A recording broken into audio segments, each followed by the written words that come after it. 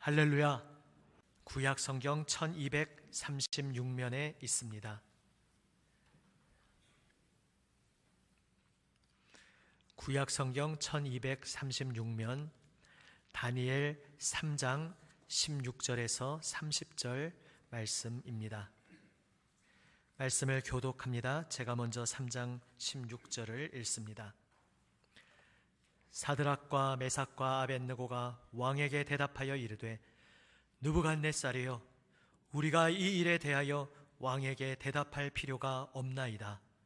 왕이여, 우리가 섬기는 하나님이 계시다면 우리를 맹렬히 타는 풀무불 가운데에서 능히 건져내시겠고 왕의 손에서도 건져내시리이다. 그렇게 하지 아니하실지라도 왕이여, 우리가 왕의 신들을 섬기지도 아니하고 왕이 세우신 금신상에게 절하지도 아니할 줄을 아옵소서. 느부갓네살이 분이 가득하여 사드락과 메삭과 아벳느고를 향하여 얼굴빛을 바꾸고 명령하여 이르되, 그 풀무불을 뜨겁게 하기를 평소보다 7배나 뜨겁게 하라 하고 군대 중 용사 몇 사람에게 명령하여 사드락과 메삭과 아벳느고를 결박하여 극렬히 타는 풀무불 가운데에 던지라 하니라. 그러자 그 사람들을 그런 옷을 입은 채 결박하여 맹렬히 타는 풀무불 가운데에 던졌더라. 왕의 명령이 엄하고 풀무불이 심히 뜨거움으로 불꽃이 사드락과 메삭과 아벳느고를 붙든 사람을 태워 죽였고, 이 세 사람 사드락과 메삭과 아벳느고는 결박된 채 맹렬히 타는 풀무불 가운데에 떨어졌더라. 그때에 느부갓네살 왕이 놀라 급히 일어나서 모사들에게 물어 이르되, 우리가 결박하여 불 가운데에 던진 자는 세 사람이 아니었느냐 하니, 그들이 왕에게 대답하여 이르되, 왕이여 옳소이다 하더라.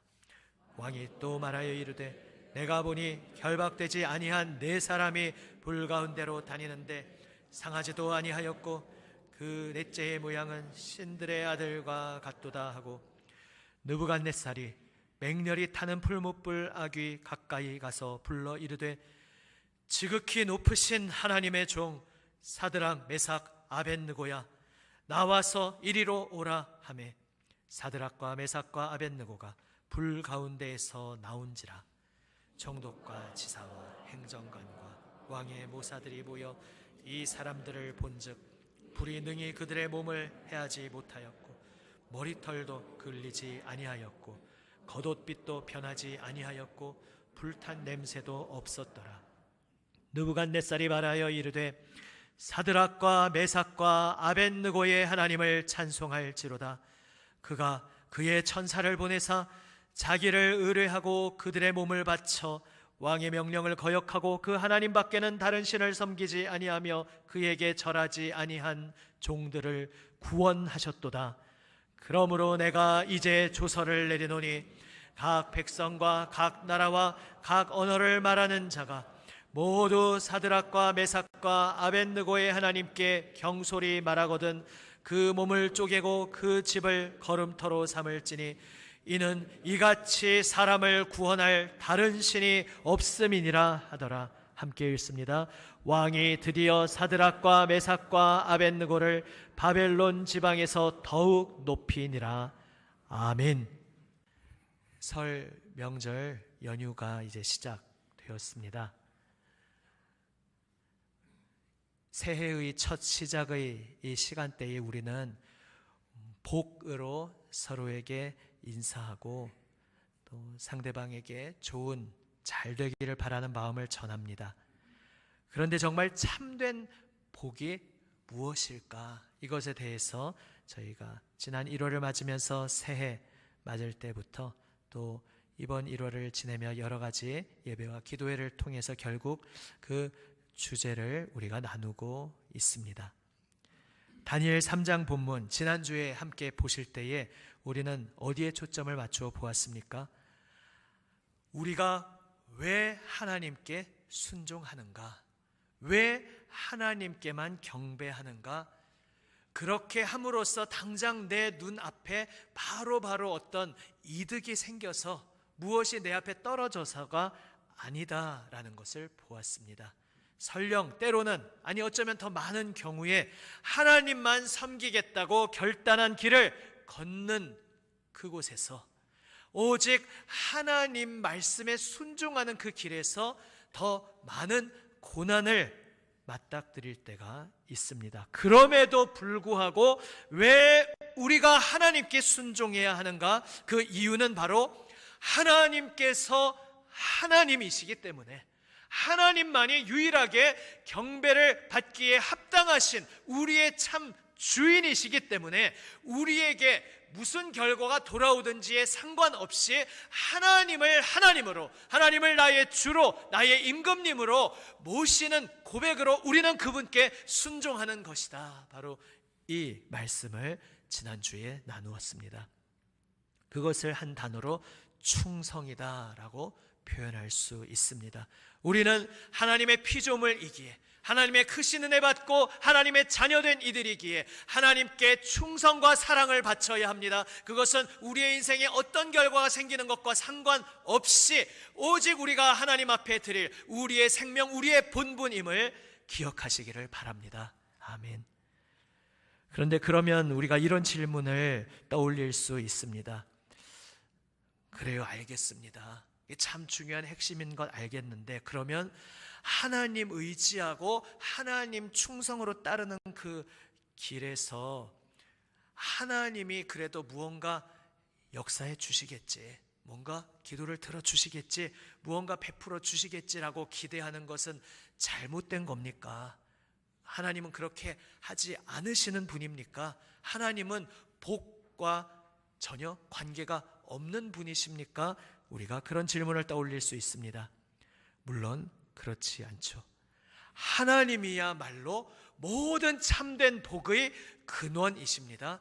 하나님은 하나님을 찾는 이에게, 하나님만 의지하고 하나님 앞에 엎드리는 이에게 분명히 응답해 주시고 역사하시고 상으로 갚아 주시는 하나님이십니다. 이것은 신약 구약 전체를 꿰뚫고 있는 일관된 하나님의 말씀입니다. 이것을 믿으시기를 바랍니다. 아멘. 히브리서 11장 6절에서 그래서 믿음이란 무엇인가, 무엇을 믿는 것인가 이렇게 말씀하고 있습니다. 함께 화면 보시면서 한 목소리로 함께 읽어봅니다. 믿음이 없이는 하나님을 기쁘시게 하지 못하나니 하나님께 나아가는 자는 반드시 그가 계신 곳과 또한 그가 자기를 찾는 자들에게 상 주시는 이심을 믿어야 할지니라. 아멘. 참 믿음은 어떤 의미에서는 어떤 상이나 대가를 바라지 않고 그저 하나님이 하나님이시기 때문에 하나님이 하나님이시라는 이유로 하나님 믿고 충성하는 것, 이것도 맞지만 또 그것과 반대되는 의미가 아니라 같은 맥락의 또 다른 측면으로서 또한 어떤 의미에서 믿음이란 하나님은 하나님께 충성하는 이에게 반드시 상 주시는 분이시라는 사실을 믿는 것, 이것이 바로 또한 믿음의 핵심이요 본질이라는 것을 기억하시기를 바랍니다. 오히려 하나님께 충성해봤자, 남들 알아주지 않아도 내가 열심히 성실히 살아봤자 내 인생에 아무 변화도 없는데, 하나님도 거기에 대해서 아무 대꾸도 응답도 않으시는데 다 헛짓인데, 다 무의미한 일인데, 이렇게 생각하는 것이 불신앙이고, 하나님께서는 결국 하나님께 충성하고 하나님을 찾고 하나님 안에서 답을 찾고 하나님의 뜻을 구하고 하나님께 부르짖은 자에게, 하나님만 의지하는 이에게 반드시 응답해 주시고 역사해 주시고 상 주시는 분이라는 사실을 오늘 다시 한번 기억하고 믿으시기를 바랍니다. 아멘. 그렇다면 다니엘 3장 오늘 본문에서 사드락, 메삭, 아벳느고는 어떤 상을 바라면서 그 풀무불로 담대히 나아갔겠습니까? 왜 그들은 이러한 두 말을 하였겠습니까? 하나는 하나님은 능히 우리를 이 풀무불 가운데에서도 건지실 수 있는 분이십니다, 이러한 고백이었습니다. 그런데 동시에 또 그러나 하나님께서 그렇게 하지 않으실지라도, 그렇게 하지 아니하실지라도, 그리 아니하실지라도 우리는 하나님만 섬기겠습니다. 왕의 금신상 헛된 거짓신을 절대 섬기지 않겠습니다. 왜 이 두 가지 말을 동시에 했겠습니까?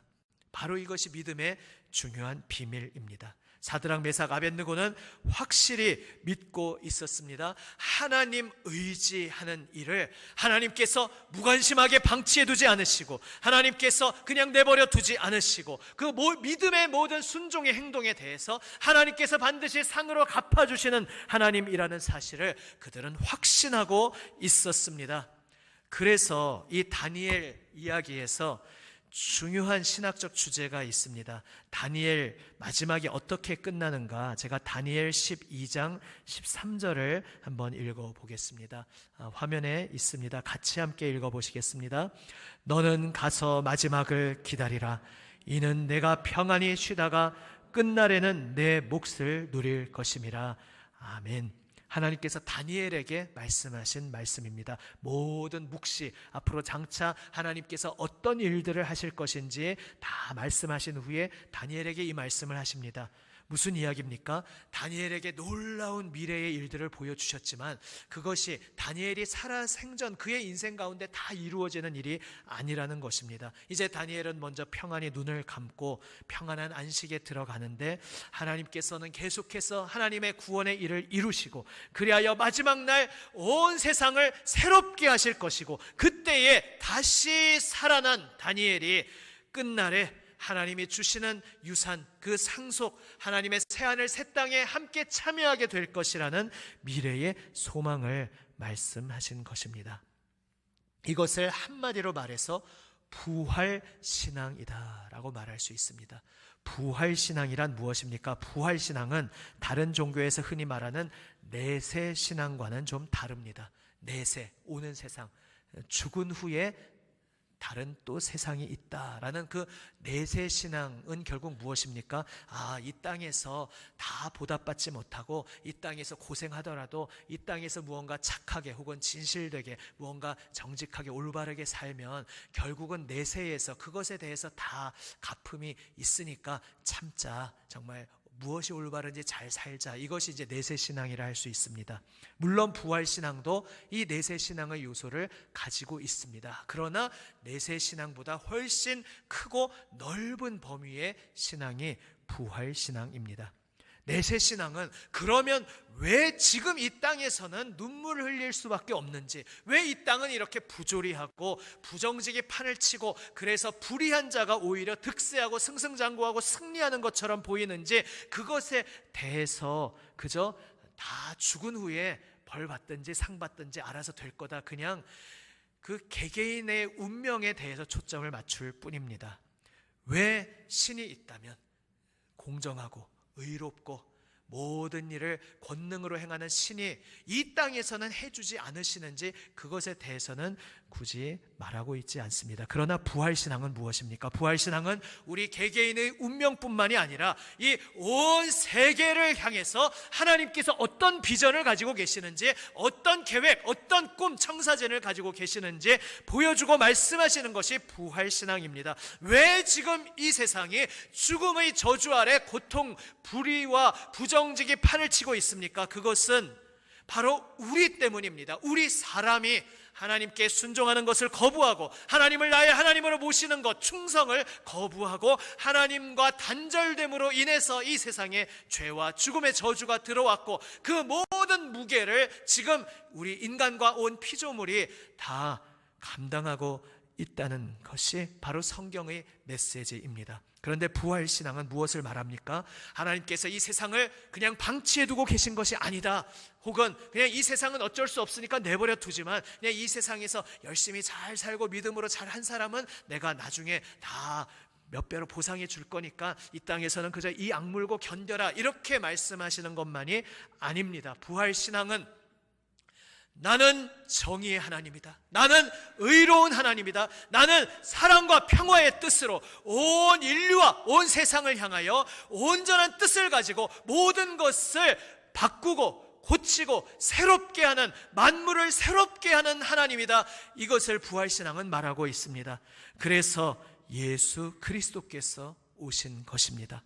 부활신앙은 하나님께서 이 고통으로 사람들이 눈물을 흘리고 도대체 뉴스를 보아도 또 내 주변에 사랑하는 사람들 또 내 가정에 갑자기 닥쳐오는 정말 끔찍하고 안타까운 그 일들 속에서 왜 우리가 이 고통 속에 있는가, 이러한 것에 대해서 성경은 무엇이라 답하고 있습니까? 하나님께서 그 죄의 무게, 그 모든 것을 친히 짊어지시고 하나님께서 피 흘리시며 그 피 묻은 발자국을 한 걸음 한 걸음 내디디시면서 온 세상을 새롭게 하시기 위해 만물을 고쳐주시고 죽음과 죄의 저주, 우리로 비롯된 그 죽음과 죄의 저주에서 건져주시고 만물을 새롭게 하시기 위해 하나님께서 지금 피 흘리시며 이 고난, 고통을 감내하시며 이 길을 묵묵히 걸어가시고 있다. 바로 이것을 부활신앙은 말하고 있습니다. 바로 우리 주님 예수님께서 이 땅에 오셔서 피 흘리신 발자국 한 걸음 한 걸음 찍으시며 골고다 언덕을 향하여 그 무거운 십자가를 짊어지고 걸어가신 것입니다. 바로 하나님이 이 세상에서 무슨 일을 행하고 계시는지 바로 그 골고다 언덕 십자가 지고 올라가는 그 모습을 통해 보여주신 것입니다. 그리고 이제 만물을 새롭게 하기 위해 자신의 생명을 내어주시는 하나님, 자신의 고통과 죽음을 통해 우리를 새 생명으로 인도하시는 그 주 예수님의 길을 우리도 함께 따라오라고 말씀하고 계신 것입니다. 그래서 다니엘은 부활신앙을 말하면서 동시에 그 속에서 환난을 인내하며 그러나 끝까지 인내한 자에게 상급이 있을 것을 말씀하고 있는 것입니다. 다니엘 12장 아까 13절 말씀 마지막을 보았는데요, 그 앞에 12장 1절부터 3절을 보면 이렇게 말씀하고 있습니다. 다니엘 12장 1절 중간부터 3절까지 우리 화면 나오는 거 보시고 함께 읽겠습니다. 또 환난이 있으리니 이는 개국 이래로 그때까지 없던 환난일 것이며 그때에 내 백성 중 책에 기록된 모든 자가 구원을 받을 것이라. 당의 티끌 가운데에서 자는 자 중에서 많은 사람이 깨어나 영생을 받는 자도 있겠고 수치를 당하여서 영원히 부끄러움을 당할 자도 있을 것이며 지혜 있는 자는 궁창의 빛과 같이 빛날 것이요 많은 사람을 옳은 대로 돌아오게 한 자는 별과 같이 영원토록 빛나리라. 아멘.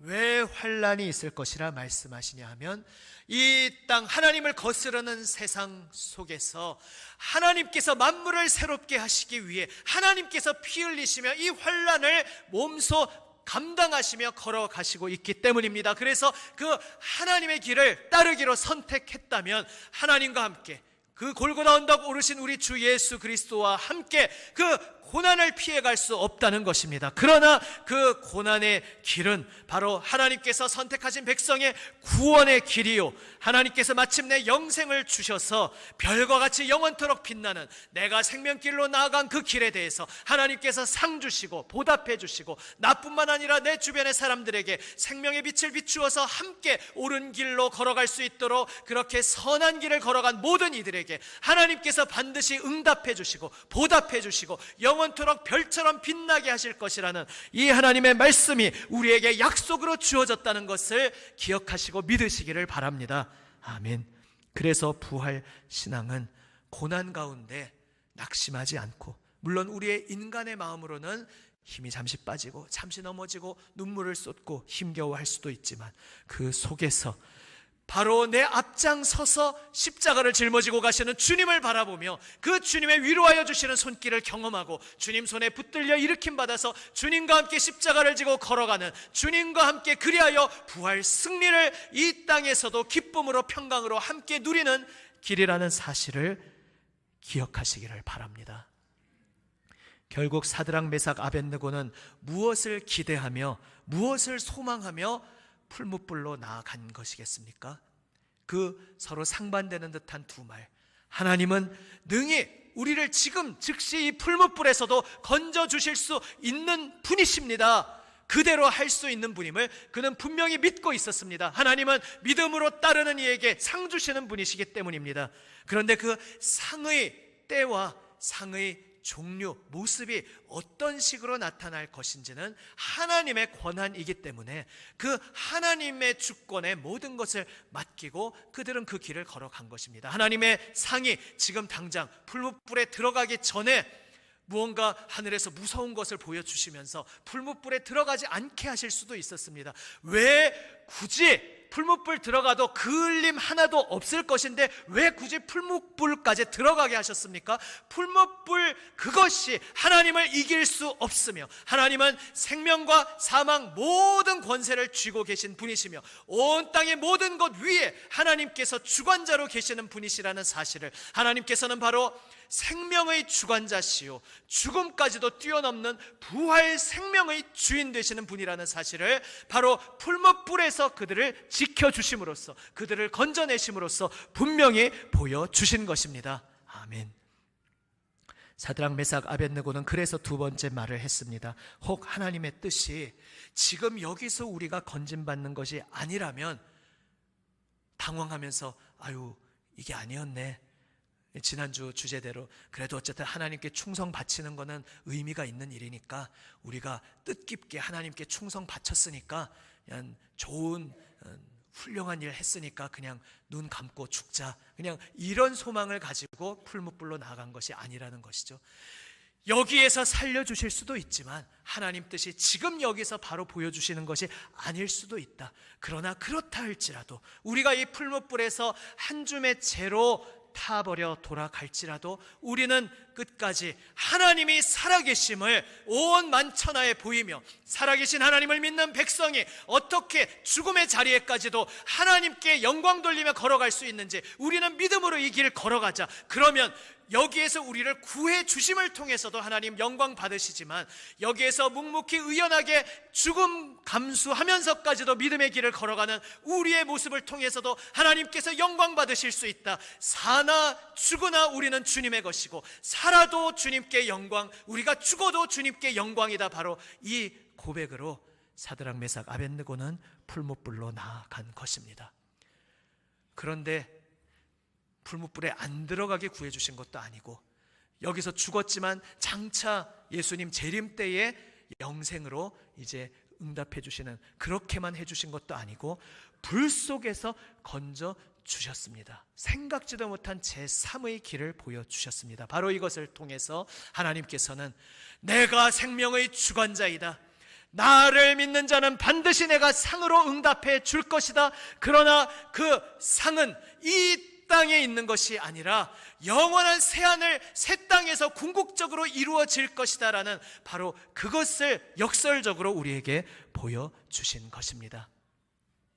우리가 기도하다가 낙심하게 될 때 내가 원하는 결과대로 무언가 벌어지지 않으니까 낙심하게 됩니다. 그 말은 결국 하나님께 기도하고 있었지만 우리는 결과를, 내가 원하는 결과를 붙잡고 결과를 하나님으로 삼고 있었다는 이야기입니다. 그러나 사드락 메삭 아벳느고의 신앙은 무엇입니까? 결과에 상관없이 하나님은 하나님이시기에 충성을 바치며 하나님께 충성 바친 이는 하나님의 그 권한대로 하나님 뜻하시는 그 뜻에 따라서 하나님께서 뜻하신다면 지금 여기서 건져주실 수도 있고, 혹은 하나님의 뜻이 다른 데 계시다면 장차 영원한 부활 생명으로 우리에게 보답해 주실 수도 있지만 어떤 것이든지 분명히 하나님께서는 이 세상과 또한 장차 하나님께서 가져오실 만물을 새롭게 하시는 새하늘 새 땅 모든 권세를 쥐고 계신 분으로서 그분을 찾는 이에게 결국 상 주시는 분이심을 믿습니다. 이 믿음으로 그들은 달려갔던 것입니다. 하나님의 사랑받는 여러분, 우리도 이 믿음의 길을 걸어가기를 원합니다. 우리 주님께서 그래서 이렇게 마가복음 10장에서 말씀하셨습니다. 마가복음 10장 29절 30절 말씀 함께 읽습니다.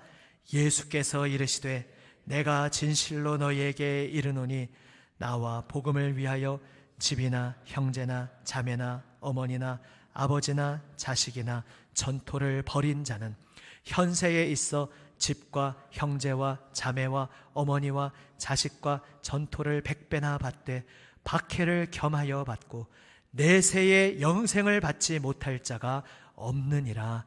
아멘.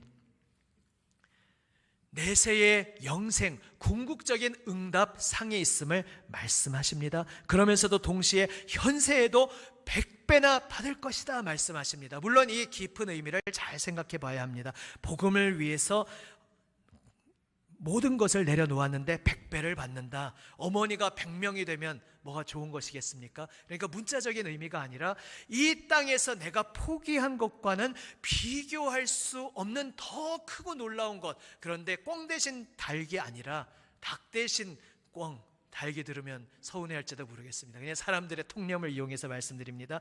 이 땅에서 내가 포기한 것보다 비교할 수 없는 더한 가치로 참된 집을, 참된 고향을, 참된 가족을 이 땅에서도 풍성하게 발견하게 될 것이다. 하나님께서 이 땅에서 이미 위로하여 주시고 격려하여 주시고 나를 끌어안아 주시고 나에게 힘 주시는 것을 이 땅의 삶에서도 분명히 응답받고 체험하게 될 것이다. 주님께서 친히 하신 말씀입니다. 이 땅에서도 믿음의 상으로 100배나 받는 복된 인생 되시기를 바랍니다. 아멘. 그런데 박해를 겸하여 받고 또 이 말씀을 안 빠뜨리십니다. 100배나 풍성히 누리지만 그러나 고난을 함께 감수하는 길입니다. 왜냐? 예수님의 십자가를 따르는 길이기 때문입니다. 그러나 그 고난의 길은 바로 만물을 새롭게 하시는 하나님의 의연한 결의의 길이기에 우리도 비록 인간으로는 두렵고 인간으로는 아프고 힘들지만 예수님의 그 고난에 동참함을 감사히 여기며 오늘도 그 고난 가운데 나를 싸매어 주시고 위로하여 주시고 회복시켜 주시는 그 주님을 생생하게 고난 속에서 더욱 생생하게 경험하며 살아계신 주님을 체험하는 놀라운 인생을 살아가게 하실 줄 믿습니다. 아멘. 바로 이 믿음의 고백이 믿음의 선조들의 고백이었습니다.